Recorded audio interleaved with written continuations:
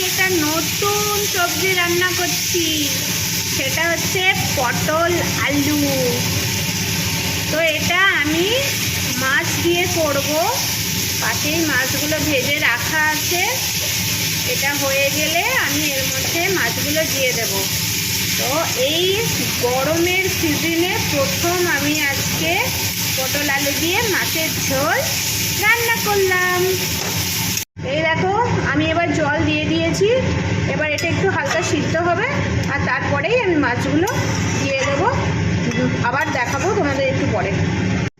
এই দেখো, এবার আমি মাছগুলো দিয়ে দিচ্ছি জলের মধ্যে। এবার একবার হালকা করে ফুটে গেলে আমার মাছের ঝোল রেডি।